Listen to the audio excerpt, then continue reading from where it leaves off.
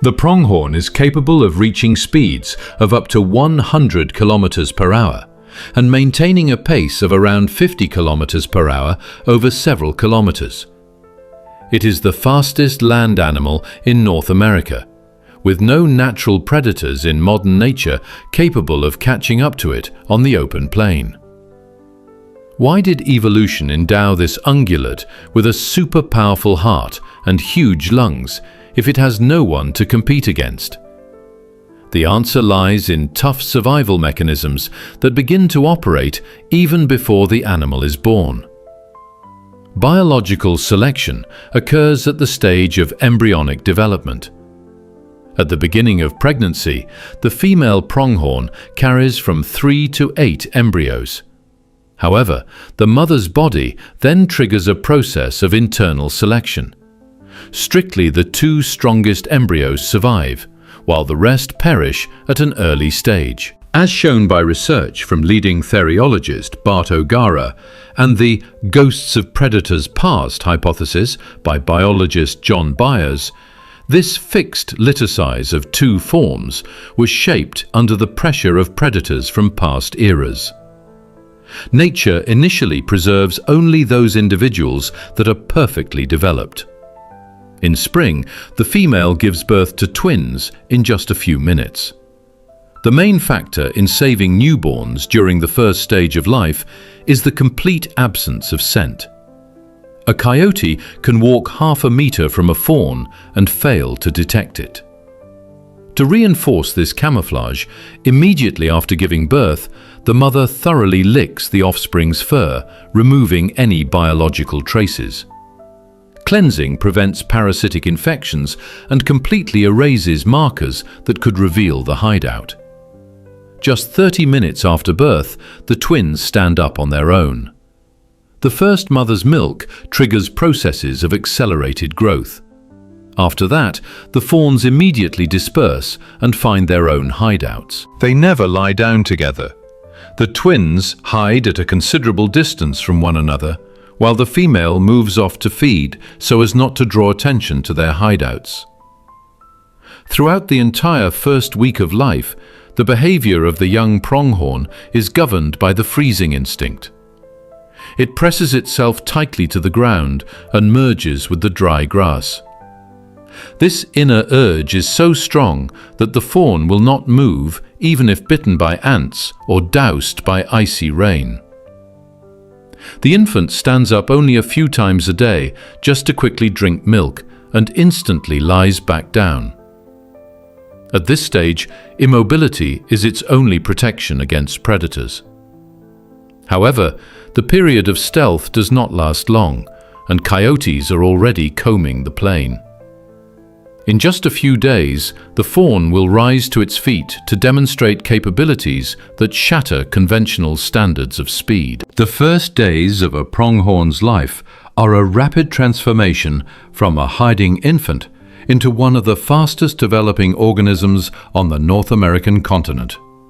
Nature completely deprived this ungulate of a classic leisurely childhood, forcing its physiology to grow with extreme intensity.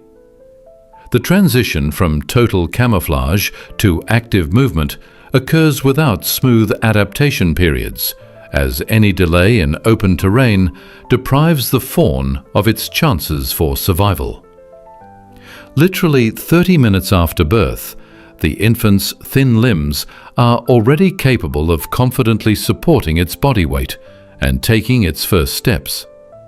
After just 4 days, this fragile-looking fawn can run faster than an adult human in case of danger, and by the end of the first week, it is capable of accelerating up to 50 kilometers per hour. Over time, as it grows, it will easily outrun even a thoroughbred racehorse.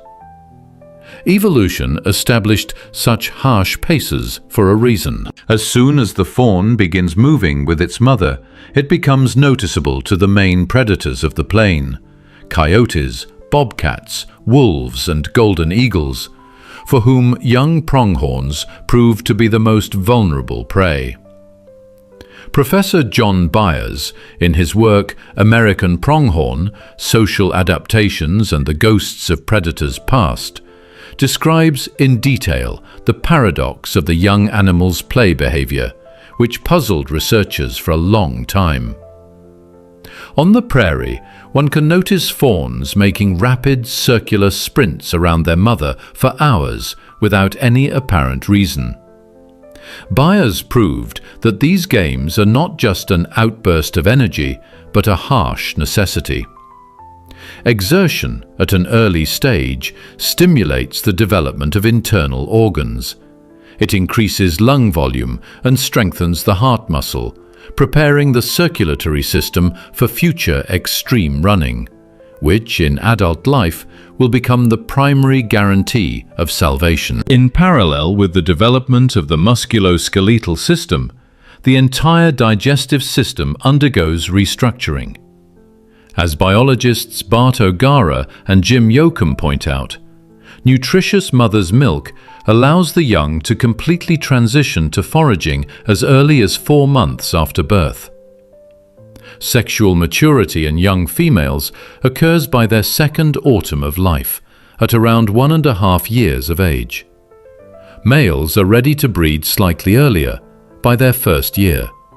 However, their participation in procreation is long restricted by adult dominant individuals during hierarchical clashes. By the end of summer, yesterday's helpless fawn turns into an independent inhabitant of the prairies. With the onset of cold weather, small family groups merge into huge herds, and young individuals face the complex social reality of the Great Plains. A pronghorn's safety now depends not on the ability to hide in the grass, but on life in a collective where rules are built on visual alarm signals and the ability to digest tough sagebrush plants that are dangerous to most other herbivores and livestock. Safety in open spaces directly depends on the herd's ability to act as a single whole, where any mistake can jeopardize the survival of the entire group. With the onset of cold weather, small summer pronghorn families begin to merge into grand communities, sometimes numbering up to 1,000 individuals. This seasonal merger helps the animals defend themselves more effectively against external threats. To coordinate the actions of such a mass of individuals, pronghorns use a unique multi-channel communication system. When one animal notices an approaching predator, it instantly raises the white fur on its rump. The bright flash acts as a visual beacon visible for several kilometers around, giving the entire herd an alarm signal. This sign is supplemented by loud snorting and a sharp odor signal, which rapidly transmit a wave of anxiety from individual to individual. As Professor John Byers noted in his studies of ungulate social adaptation, such synchronization allows the entire group to bolt within seconds and escape danger thanks to incredible speed. However, survival in the harsh prairies requires not only ideal coordination, but also special physiological adaptations. Plain pastures are sparse, so pronghorns have to display extreme selectivity in their diet. Biologists Bart O'Gara and Jim Yoakum, in their works, characterize them as true gourmets of the plant world.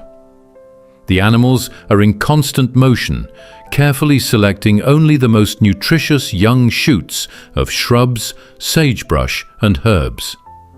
Furthermore, their digestive system is capable of safely neutralizing plant toxins and essential oils that are extremely destructive to livestock, cows, horses, and sheep. Pronghorns are even capable of digesting cacti, extracting precious moisture from them, which allows them to go without open bodies of water for weeks and maintain autonomy in the most arid regions.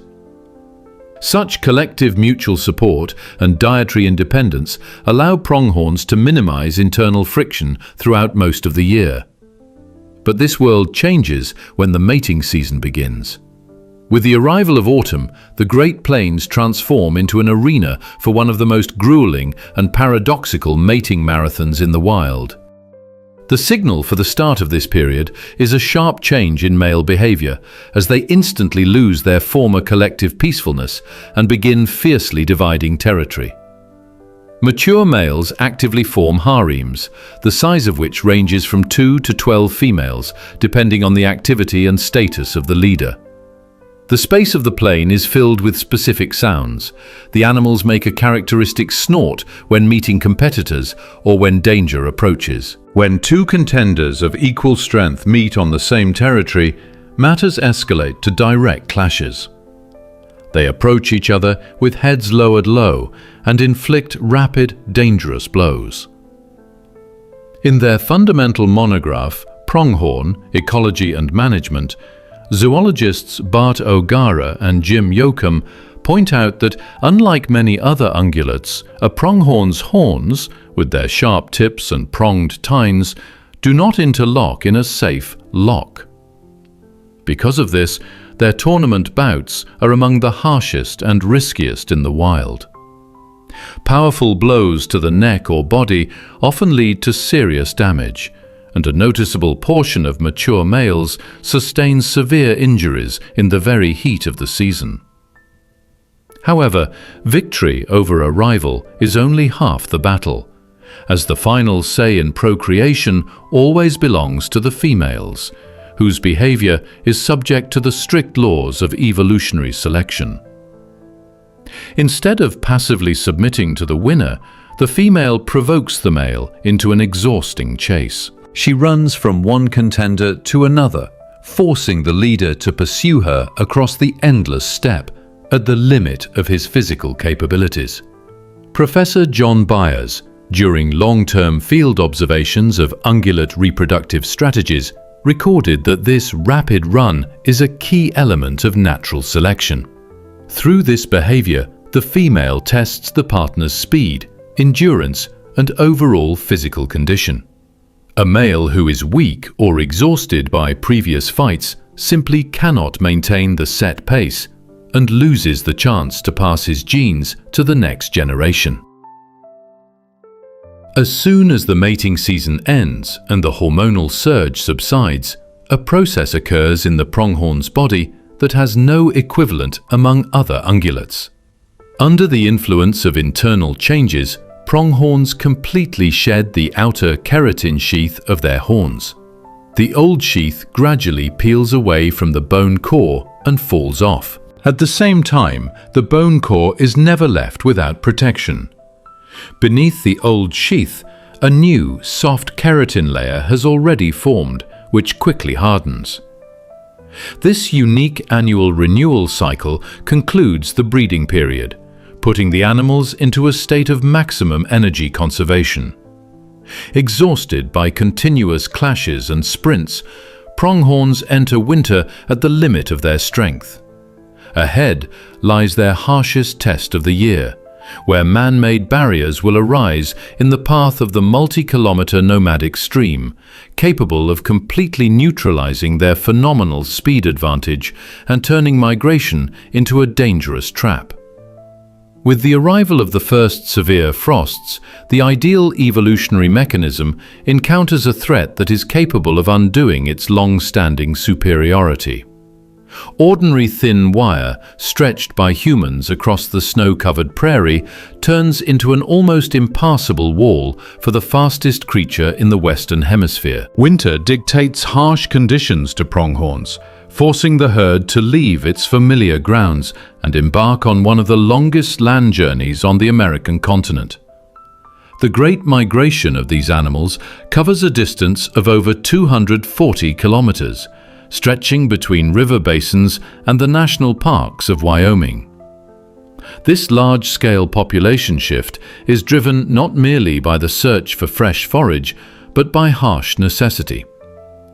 The unique anatomical structure of the pronghorn's limbs, lacking lateral dew claws and completely optimized for running on hard ground, renders it helpless before deep snow cover. Unlike deer or elk, which are capable of moving effectively through snowdrifts, pronghorns instantly sink into loose snow, losing their main advantage, speed, and becoming a vulnerable target for predators. Striving to escape snowfalls into southern regions, the nomadic stream runs into man-made barriers. Here, the pronghorn's primary behavioral constraint manifests itself: an evolutionary avoidance of vertical jumping. An animal that evolved for centuries on wide, open plains is simply not accustomed to clearing obstacles from above. While another ungulate leaps over a fence, the pronghorn stops before it in confusion. Its only innate behavioral pattern when encountering an obstacle is to attempt to crawl under the bottom wire strand. If the gap proves too small, the animals either sustain dangerous injuries on barb elements or end up trapped in a confined space. A pronghorn cornered at a fence loses spatial maneuverability, and its ability to run at speeds approaching 90 kilometers per hour becomes useless if predators press it against the fence line. Population genetics researcher Dr. Melanie LaCava, in her works on spatial analysis of ungulate migration corridors, describes this phenomenon in detail. According to her research, the emergence of a dense network of lines completely disrupts historical movement paths of animals, isolating individual groups in enclosed climatic zones. This not only prevents the herd from escaping the winter cold, but also undermines the genetic diversity of the species by trapping pronghorns in artificial reservations. Historical data confirms the scale of this problem. Before continent colonization, over 35 million individuals roamed the plains, but the appearance of fences and uncontrolled land development led to the population shrinking to a critical 20,000 by the beginning of the 20th century, placing the species under threat of extinction.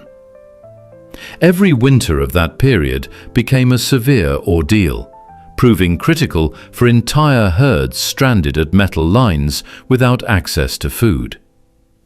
Nature's unique biomechanical masterpiece was on the verge of total loss for the plain ecosystem. Its further existence depended on whether humanity would manage to realize the consequences of its technological solutions in time and alter its approach to land arrangement. An animal with such perfect anatomical parameters and absolute speed superiority pays for its pace with a comparatively short lifespan. Nature allotted this landrunner only 7 to 10 years of life, a duration that, for most other large plain mammals, is merely the midpoint of life's journey. Living at maximum capacity requires a colossal expenditure of internal resources. The super-powerful internal engine supporting the work of a huge heart and lungs operates at the limit of its capabilities. Because of this, the pronghorn's body expends its strength extremely fast, but manages to leave a deep evolutionary mark on the Great Plains ecosystem. The most serious trial concluding this life cycle remains the end of winter. Long-term field observations show that it is precisely in the pre-spring period, when only a few weeks or even days remain until the appearance of the first green grass, that weakened individuals cannot withstand prolonged blizzards. At this critical moment, even unique fur made of hollow, heat-retaining hairs and specialized subcutaneous muscles allowing regulation of coat position depending on weather severity cannot save them. Here, an evolutionary trade-off is revealed. In pursuit of maximum limb lightening for extreme speed, pronghorns completely lost dew claws, the lateral vestigial digits found, for instance, in deer. Their graceful legs are structurally 10 times stronger than those of cows, but the absence of these small extra hooves and the narrow foot shape make the pronghorn completely incapable of breaking through dense, deep crust. Animals bog down in snow and cannot reach frozen sagebrush, which often causes young animals to end their journey literally on the threshold of spring. Zoologists Bart O'Gara and Jim Yoakum analyze in detail this balance between high natural losses in the winter period and population recovery mechanisms. For a long time, natural growth was completely blocked by anthropogenic factors that placed the species on the brink of extinction. However, large-scale environmental management programs changed the situation. Coordinated state capture and translocation operations of animal groups, actively carried out by organizations like the Colorado Division of Wildlife, allowed pronghorns to be returned to their vacant historical ranges. Combined with the introduction of strictly controlled hunting seasons, these measures led to an unprecedented demographic boom. The number of plain masters rose from a critical 20,000 individuals at the start of the last century to a stable 500,000 in the modern era, turning pronghorns into a textbook example of successful conservation work. This triumph of revival is backed by another hidden evolutionary mystery embedded directly within the pronghorn's reproductive system. For a long time, scientists could not explain the phenomenon of super-intensive prenatal selection, where, shortly after mating, a female carries 3 to 8 embryos, but strictly 2 reach the final stage of pregnancy. Professor John Byers, in his works on ungulate population ecology, points out that this surplus prenatal selection is a unique prehistoric relic from times when distant pronghorn ancestors produced large litters. In modern conditions, this ancient genetic memory has transformed into a biological insurance policy. The mother's body at the earliest stages redistributes resources. Weaker embryos stop growing and naturally resorb, allowing all strength to be concentrated exclusively on a single pair of twins. This guarantees them flawless starting conditions, strong immunity, and ideal anatomical development at birth. The fading of the old generation inevitably initiates a new cycle in the eternal natural wheel of the Great Plains. The individuals lost over the winter return nutrients to the prairie soil, giving a powerful boost to rapid spring plant growth, which will serve as food for the new generation. And as early as May and June, scentless twins are born again on these renewed pastures. For nature completely stripped the fawns of odor for reliable protection from predators. They will follow the exact same path. Spend their first week in absolute ringing immobility under pouring rains, run faster than a riding horse 7 days later, and continue carrying an impeccable genetic code of survival through changing epochs, proving that this astonishing biomechanism was created by nature solely to move ever forward, beyond the farthest horizon of the future.